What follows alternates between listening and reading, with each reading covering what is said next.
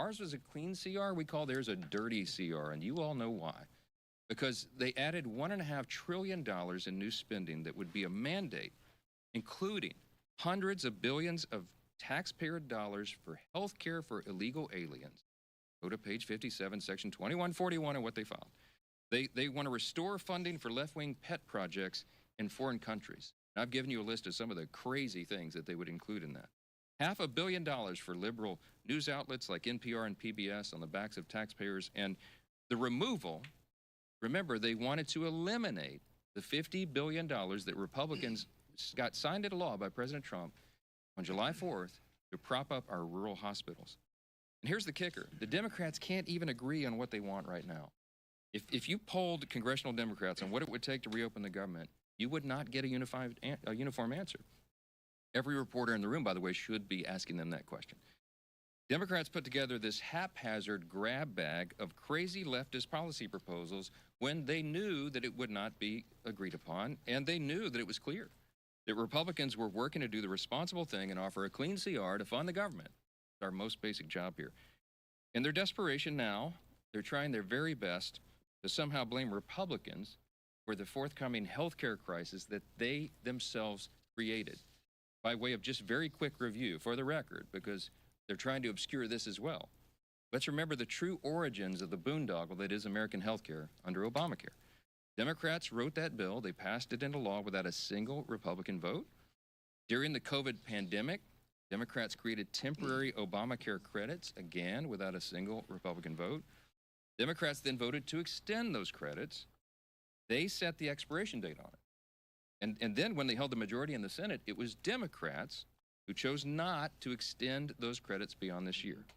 Now, as we approach their own self-imposed expiration date, now they are breathlessly insisting to you, and on all the interviews, that somehow it's a Republican crisis. Give me a break. The facts are the facts. We are up here sharing the simple facts and truth. As John Adams said, facts are stubborn things. Democrats are the ones who manufactured this entire situation without a single Republican vote, and now, when the chickens are coming back home to roost, they're trying to blame the other team. It is utter nonsense, and you should call them on it. The job of the press, and continue to do that every single time. Clearly, this is a complicated issue, this whole healthcare subsidy thing, and there's hundreds of different views on it, as I've explained. So Republicans cannot and will not solve it in a backroom deal. Chuck Schumer has been suggesting that 4 leaders should go into a smoke-filled back room like they used to do in the old days and create this solution. It's not a possible thing to do. It was never appropriate. It's not possible to put on a continuing resolution because it's such a complex issue. Issues of this magnitude deserve deep thought and deliberation. That's how this system works here. And as soon as Chuck Schumer reopens the government, all of our members will have an opportunity to engage in the very important discussion of how to make Obamacare affordable. But we won't engage in Democrats' hostage-taking, nor will we pay a ransom. We certainly won't engage in their unserious proposals as long as Democrats continue to act like unserious lawmakers. I'm just going to say this morning, enough is enough. With us today with the leadership team are 2 leaders in Congress. One is Chairman Bruce Westerman of the Committee on Natural Resources. And we also have with us Congressman Mike Simpson, who's our lead appropriator for the Department of the Interior, which funds and oversees our beautiful national parks. Both are here today to share an update on how this shutdown impacts all those operations. But I'll note, as I bring Chairman Westerman up first, that when President Obama shut down the national parks and the National Mall in 2013, it was a real hardship for the American people. And the Trump administration trying to handle this differently. They've gone to great lengths as much as they can to protect Americans' access to our national parks, while Democrats continue to hold government funding hostage. They'll have more to share on that, the experts on the subject, and I'm happy to bring them up now. Thank both these gentlemen for their hard work. I'll turn it over to Chairman Westerman. Yeah, bud.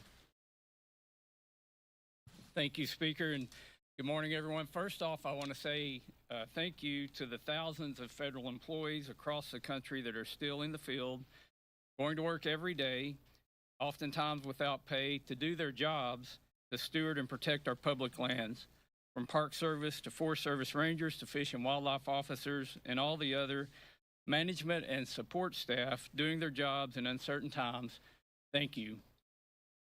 Leadership starts at the top, and I commend President Trump, Secretary Burgum, and Secretary Rollins for the job that they've done and for their leadership in keeping our public lands open to the public. It's not always been that way during shutdowns, as the speaker mentioned. But this can't continue indefinitely. Despite all the extraordinary efforts being made, at some point, without funding, the public lands will not be accessible to the public. The longer this unnecessary shutdown lasts, the more negative consequences that we'll start to see. Without regular staffing, litter will pile up and park ecosystems will be affected. It's fall time. It's a wonderful time of the year. It's a wonderful time to visit our public lands with crisp weather and beautiful foliage. Fall personally is my favorite time of the year, and it's that way for many Americans who enjoy being outdoors. When Americans save up to visit a national park or a national forest, that experience should exceed their expectations. Families visiting our parks are now being met with disappointment as visitor services and experiences are reduced. As the shutdown drags on, families will cancel their vacations or day trips to our public lands. It's hunting season all across the country, different types of hunting seasons across the country, and public lands are oftentimes the only place that people who like to hunt and fish have to recreate. For everyone's sake, and who uses and appreciates our public lands and appreciates our public employees, it's time to end the shutdown.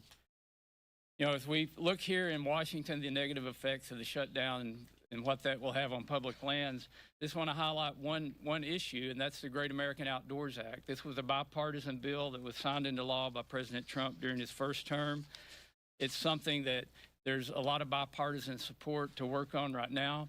But, tomorrow we had planned a field hearing on the Great American Outdoors Act so that we could reauthorize this piece of legislation that's putting as much as $1.9 billion a year into maintenance backlog on our federal lands. I've had an opportunity to visit many of these parks and to see the wonderful work that's being done. It's something that Republicans, Democrats, and independents, I think, all appreciate the fact that we're taking care of our public lands. But Congress is not here working on those issues because of the shutdown. And we need to get back to work. We need to start putting the American people first and putting these federal lands and giving them the place and the position that they deserve. And we simply can't do that when the government is shut down. So enough of the shutdown. Let's get it over, get people where they're paid, where they're going out and doing their jobs that they want to do, and getting America back in the position we need to be in and getting Congress back and functioning. And with that, I'll turn it over to my friend Mike Simpson from the Appropriations Committee. Thank you, Chairman. Thank you, and thanks to the leadership for inviting Chairman Westerman and I here to talk a little bit about the impact that this shutdown is having on our public lands and our national parks.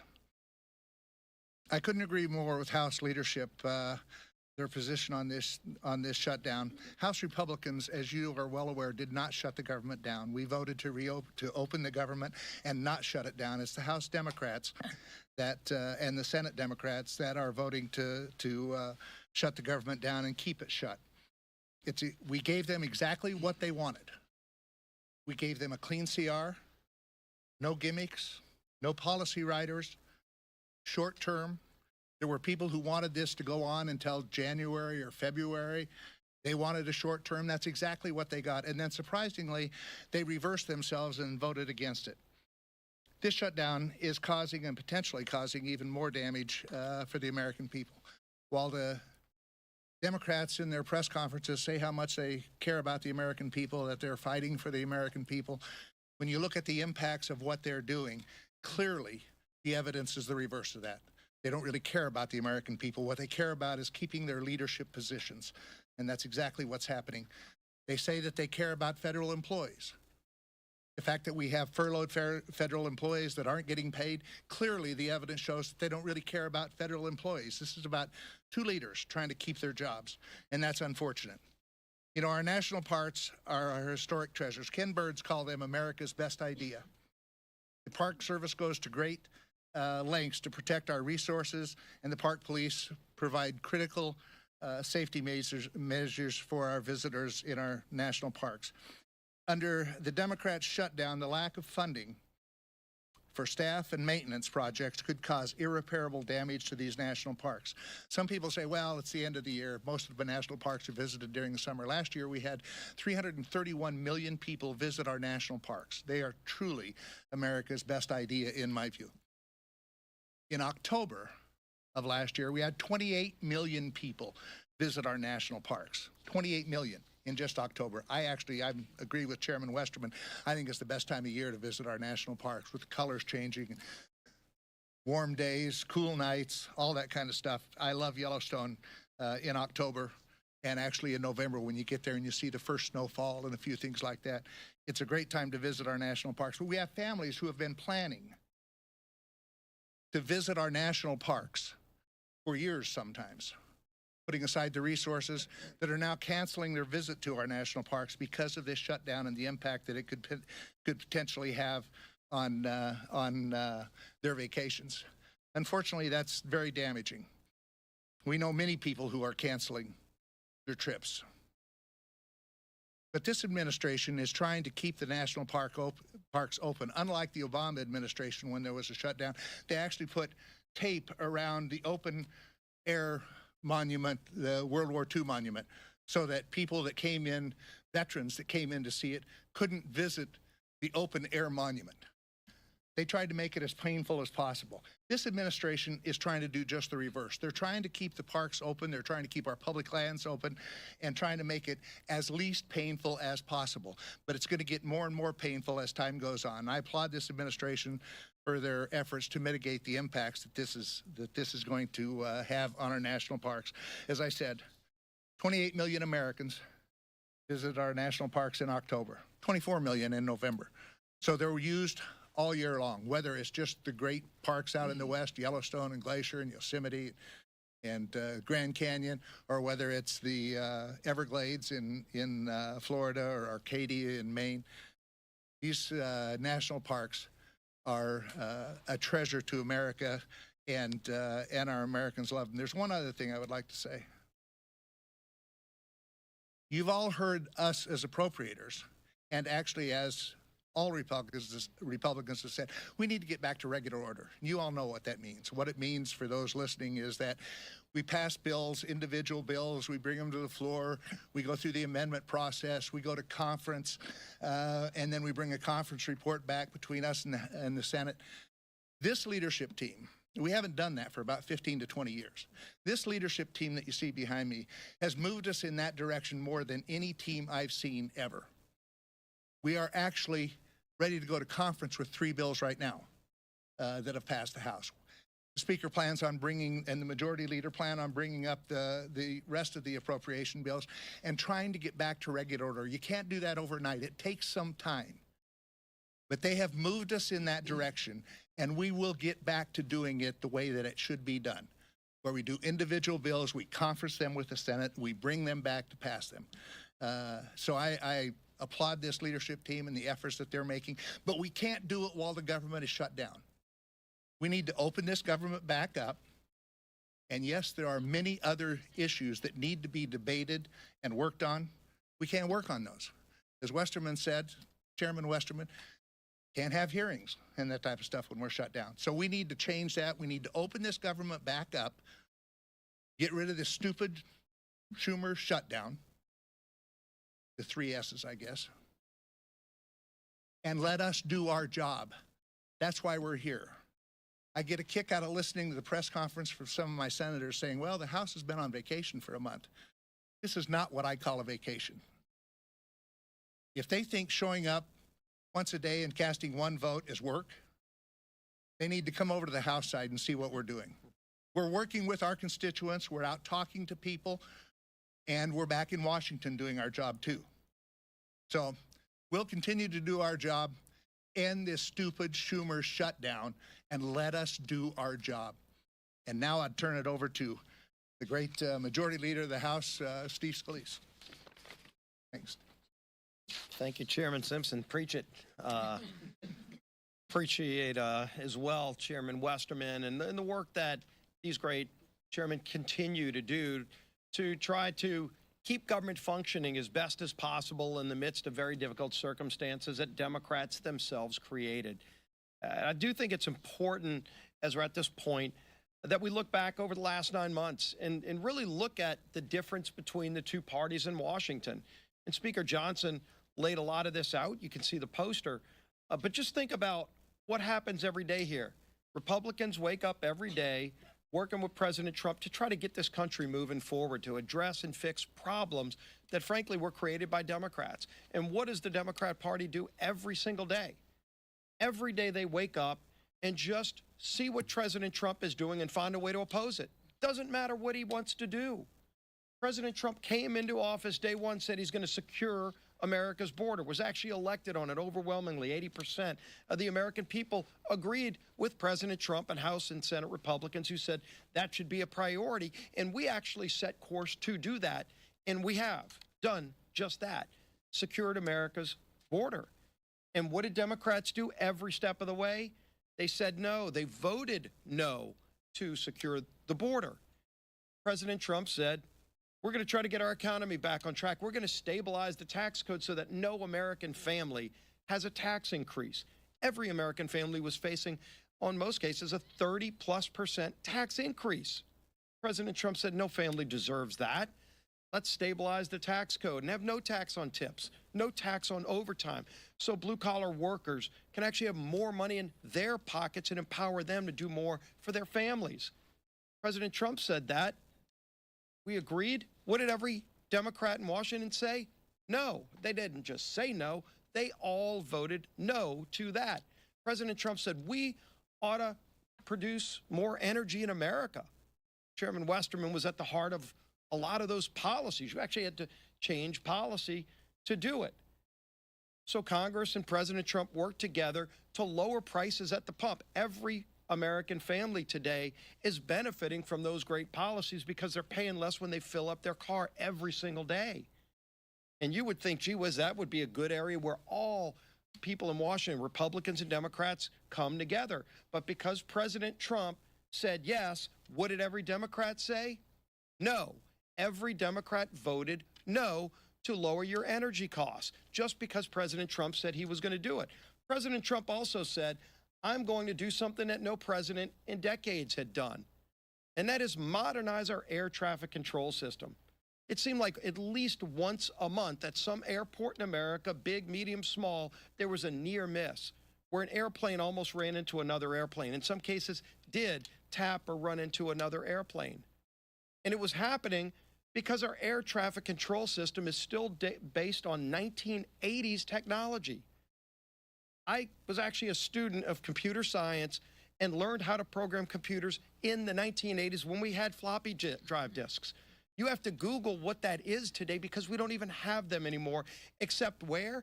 At all of our major airports across America. LaGuardia running on floppy disks from the 1980s. And President Trump said, we ought to do something about that. We ought to fix it. How about we modernize our air traffic control system? Now, this isn't a new idea. You would say, well, gee whiz, why wasn't that done in the 90s, in the 2000s? For goodness sake, the computing technology on this iPhone is more modern and capability and competently technologically advanced than what a lot of our air traffic control systems are using, except it cost money. It cost billions of dollars. And so previous presidents, Republican and Democrat alike, just didn't have the time or the priority to find the money to go modernize that system. And so some days flights across America would get canceled. It was happening over and over again, at least once a month, anywhere in America, disrupting the lives of American families who just kind of figured, I guess that's just the way it is because government's in charge. Well, Donald Trump said, all right, we're going to change things because that's what Donald Trump does. He finds a problem and he works to fix them. And again, you would think everybody would come together and say yes, except because Donald Trump said it, every Democrat had to say no. And in fact, when we put it in the bill, every Democrat voted no against modernizing our air traffic control system, just because it was Donald Trump's idea. This is a sick and twisted and lost rudderless ship of a political party. That's who we're dealing with.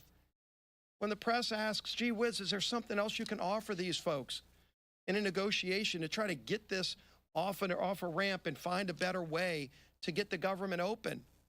The speaker's told you over and over again, there's something we could negotiate with, but when the party is so rudderless and morally bankrupt that just because President Trump has an idea, the Democrat Party's visceral reaction is just to say no. Right now, he's actually renovating the White House, building a new ballroom.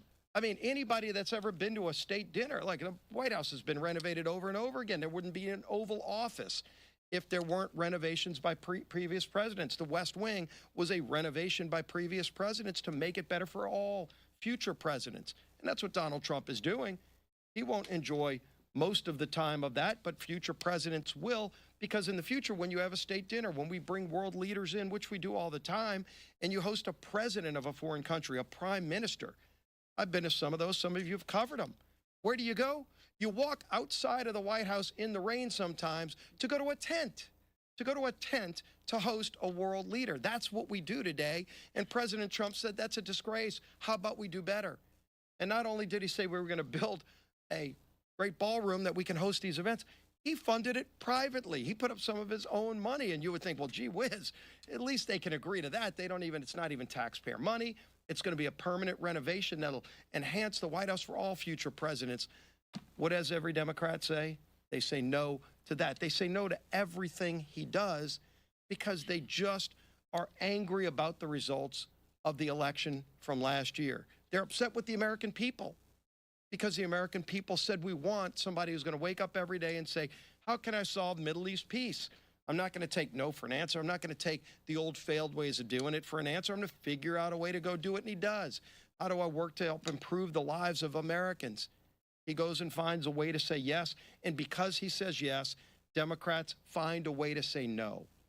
It's a disgrace. It's a disgrace, but now it's having real impacts on American families.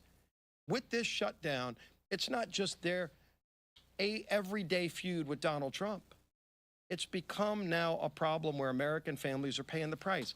Let's talk about what just came out a couple of days ago. The USDA sent a letter to all of the states saying, quote, if the current lapse in appropriations continues, there will be insufficient funds to pay full November SNAP benefits for approximately 42 million individuals across the nation.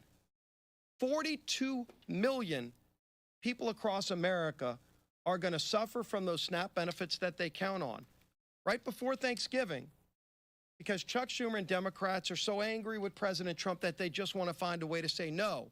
And when they say no, now they're saying no to 42 million families who will go without food so that Democrats can show their far-left radical base that they're fighting President Trump.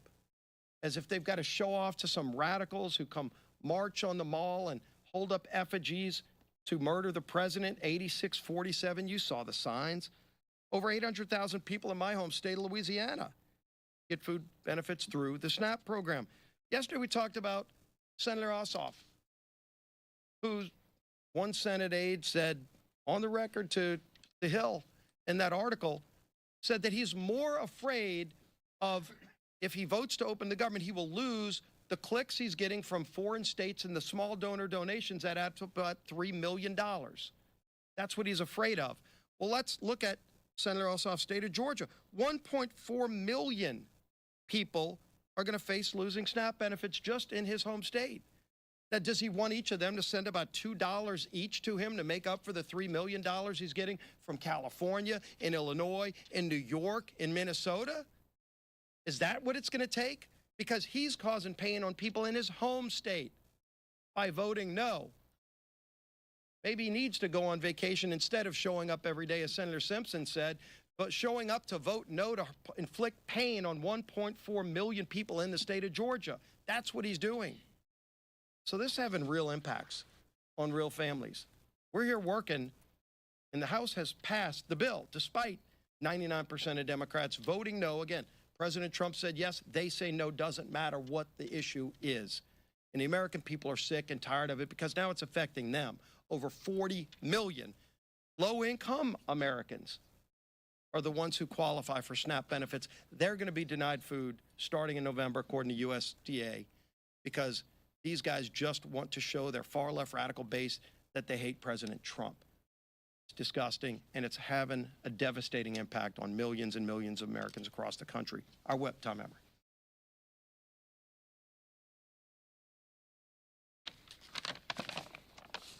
Well, Democrats have voted 12 times to shut the government down. 12 times. And now they're refusing to support legislation that would help alleviate some of the pain they've inflicted on the American people as a result. Earlier this week, the minority leader in the House said he opposes legislation that would pay our troops and essential federal workers during the Democrat shutdown. This includes Border Patrol agents, air traffic controllers, TSA agents, and more. All of whom, by the way, as these speakers have pointed out, are showing up to work without receiving a paycheck while the Democrats play their shutdown games. Some would say the soon-to-be former House Democrat leader went so far as to call this legislation, quote, a political ploy. I'll tell you what a political ploy is. Holding the American people hostage just so you can avoid getting the guillotine from your far left base. That's a political ploy. The good news is this madness can end immediately if 5 Senate Democrats would grow a spine, stand up to the radicals in their party, and pass our clean CR and reopen the government. It contains no partisan policy riders, no gimmicks. In fact, it's the same spending levels that Democrats supported just 6 months ago and that you've heard repeatedly they passed 13 times under the Biden administration. We have made this plain and simple. We have made the process as plain and simple as possible. To our Senate Democrat colleagues, it's not too late to do the right and reasonable thing. Pass our CR and reopen the government for the people that you are actually elected to serve. Let's get it done today. With that, Lisa McClain. Thank you, and good morning, everybody. And I think the leader said it best. Oh, I think you're right. President Trump could have the cure for cancer, and the Democrats would vote no because it came from President Trump. We have to start looking at the policies, and I think right here explains everything. I mean, Democrats have been playing political theater for 3 weeks with Republicans continuing to work and deliver some results. And here are, again, some examples, some facts. Right? Just a few days ago, Congressman Ryan McKenzie visited a Head Start program that relies on federal funding and delivered food to TSA agents. Congressman Mark Alford visited multiple rural hospitals and healthcare centers. And Congressman Jeff Crank met with credit unions to ask for flexibility with federal employees who are actually missing paychecks. Real families are paying the price for the Democrats' shutdown. And what are the Democrats leveraging the shutdown to get? Ask yourself, what is their leverage? More wasteful spending? While Republicans are working at home, Democrats are fighting for weird programs, like halfway across the world, right? Think about it. Just think about it for a minute. They're sacrificing Head Start right down your street to produce Iraq Sesame Street. So they'd rather spend money on Iraqi Sesame Street than fund your Head Start programs. But President Trump is, the bad guy for putting America first. Scratch your head on that one. They're risking the safety of American skies for LGBTQI programs in the Balkans. Right? Putting the Balkans over the safety of our skies. They're jeopardizing millions of paychecks to Americans to support woke programs in Honduras, Zimbabwe, Mexico, Venezuela, and Lebanon. Okay. I don't know about you, but I think that is absolutely shameful. Let me be clear. A shutdown should never be used as leverage for more wasteful spending, and especially when that spending isn't here on American soil. But that's what Schumer's dirty deal is doing. You heard me talking about it the other day, and you heard our speaker talk about it, the split screen. Clean CR to work for the American people, Schumer's dirty deal CR to work for everybody but the American people. Wasteful spending at the expense of American people is not what this shutdown is about. But I want to let the American people know Republicans will not cave to Schumer's dirty deal. We will not cave to their wasteful spending. We will hold the line, and we will. I promise you, we will continue to work for the men and women and families who serve, protect, and build our great nation. Thank you. Questions? Chad, go ahead. Sir. Can you characterize some of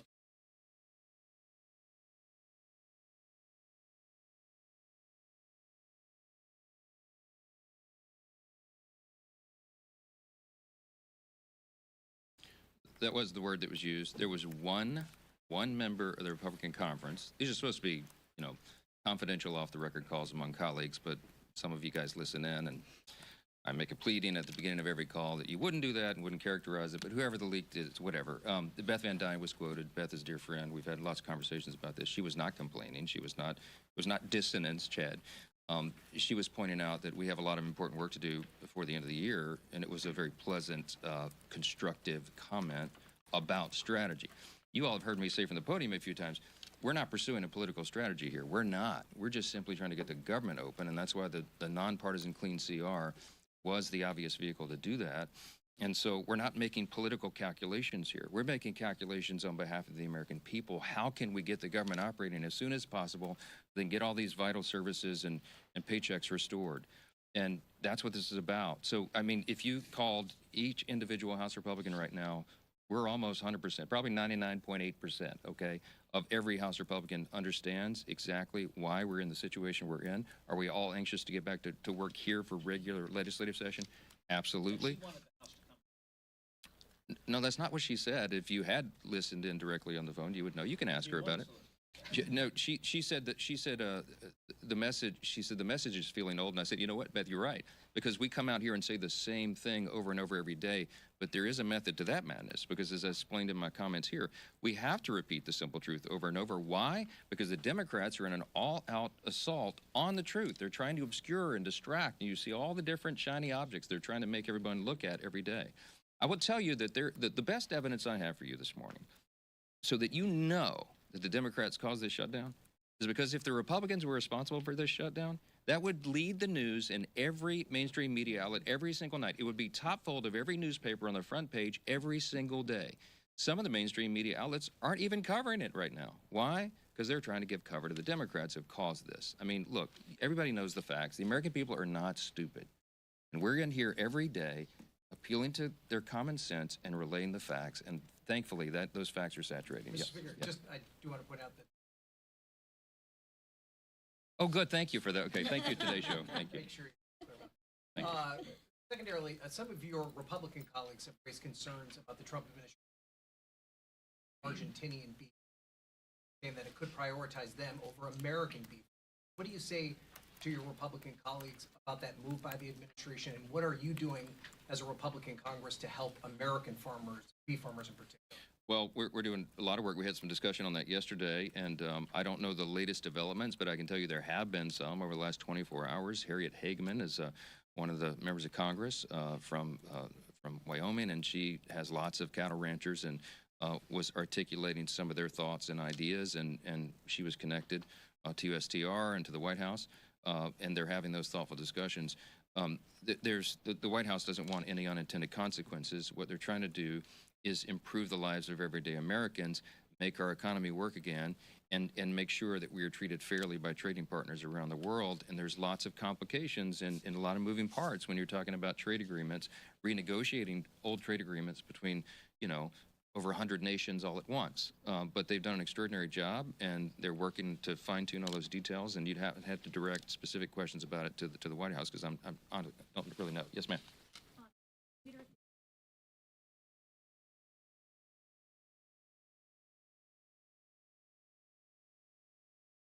No, I'm not sure that's what he said. I mean, he and I visited yesterday for about an hour, and Leader Thune and I are 100% aligned on all of this, as we are with the president. In fact, Leader Thune and I spent some time with the president on the phone yesterday about all this, and I was with the president in the White House the night before for a couple hours. What we're talking about is that obviously the calendar is being eaten up by all this political nonsense by the Democrats. And I used the word, it's getting a little dicey in here yesterday. Some of you quoted, Chad quoted me, I saw it this morning. I don't know how else to describe it. Look, we're running out of time to do very important, necessary things. And as Mike Simpson, Chairman Simpson pointed out here earlier, as one of the lead appropriators, chairman of one of those subcommittees, he noted that the date of November 21 was decided upon by the experts in the field, the appropriators themselves, in a bipartisan agreement. They agreed they needed 7 more weeks. Some people, as Chairman Simpson noted, some people wanted the CR to go all the way into the middle of next year, and there was all sorts of varying opinions. But the Republicans and Democrats on the Appropriations Committee came together and agreed on that appropriate date. But it was calculated to allow enough time to finish the job. I think all of them, when they decided upon that date, were in good faith. And they said, and the Democrats said to us, please make it clean. Please don't add Republican priorities, because then we can get the job done. We did exactly that. We have been in good faith every single day on this, and they are eating up the clock. So we're getting closer to November. It is going to be more and more difficult with each passing hour to get all the appropriations done on time. We acknowledge that, but we have to decide this on a day-by-day basis. Yes, ma'am. Second row, right here. Yeah. How comfortable are you with the president apparently seeking $130 from the Department of Justice? I don't know the details about that. I've just read it. I didn't talk with him about that. I know that he believes he's owed that reimbursement. What I heard yesterday was if he receives it, he was going to consider giving it to charity. I mean, he doesn't need those proceeds, but we're for the rule of law. We're for what is just and right, and it's just absurd that. I mean, as has been noted here several times this morning, they attack him for everything he does. It doesn't matter what it is. This whole dust-up about the White House, just by way of quick review, because I'm an amateur historian, you'll understand, the White House has been renovated many times over the years, you understand. I mean, it was built between 1792 and 1800, right? The British burned it down practically in 1814, and then they rebuilt it in the early 1820s. And ever since, like, we've had many presidents renovate and add things to the White House. Teddy Roosevelt built the whole West Wing. Who was it? FDR, Taft, I think, added the Oval Office. FDR made additions. I mean, Truman ripped everything up to put a bowling alley in. FDR had added the swimming pool, I think. Barack Obama added a basketball court. President Trump's going to add the greatest improvement to the White House in the history of the building since it was originally constructed in 1800. The ballroom is going to be glorious. It's going to be used for everybody. And by the way, hey, Democrats, if you win the White House back, you get to use it too. This is for the American people, and he's using private funds to do it. How in the world could they oppose that? The only logical reason is because they have Trump derangement syndrome, and that's what explains a lot of this. 2 things. They want to oppose the president. Chuck Schumer and Hakeem Jeffries are scared that they're going to lose their jobs. We all know that. I've said it over and over. It is an objective fact, and you can see it themselves. I wish that you guys would chase them down and call them up and ask them what it is they're demanding. This madness in the counterproposal, what I told you about, is the offer still on the table? They can't even articulate what they want. You know why? Because this was never about a solution on health care or anything else. This was about a spectacle. It's about a political distraction, and it was so that they could show a fight to the Marxist left in the Democratic Party. Look at the split screen. I'll leave you with that. Thanks so much. Voilà, c'était donc longue intervention équipe républicain yo qui t'a expliqué position yo, qui t'a détaillé situation comment que lié depuis gouvernement américain li shutdown nous à 21 jours 10 heures 49 minutes 22 secondes depuis que le gouvernement ça l'ité shutdown et la peut poursuivre toujours. C'est deuxième fois nous arrivons dans longue ça.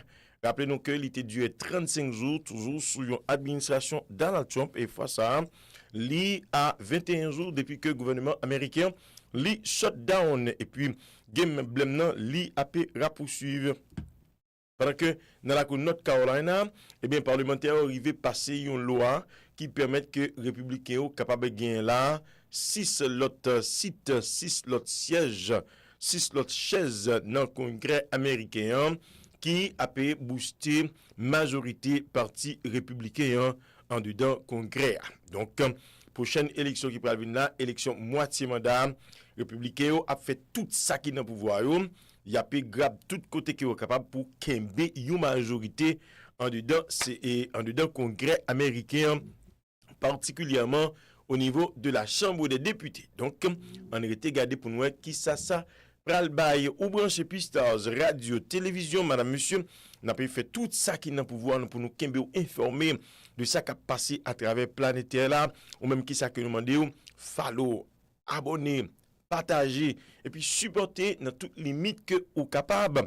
Voyez que yo, voyez et nous capable dit tout ça que vous capable, voyez étoile yo qui fait que Pistars est capable de grab money et puis si vous gagnez business, si vous gagnez monde qui a pu travail dans affaires commerce qui besoin institution pour faire promotion pour eux ou besoin porter un événement live qui va organiser pas gagner aucun problème du tout que c'est mariage que c'est un groupe party ou organiser n'importe ça que il y a connaît que nous prêts pour que nous capable porter image ça yo aller pour rebrancher réseau n'a tourner puis pour nous kebe informer pas oublier non pour chez rendez-vous ça qui plus proche là c'est ça qui concernait devant le trône avec madame Katia Valmont-Désir à 12h sur réseau A. Nous c'est Pistars Radio Télévision.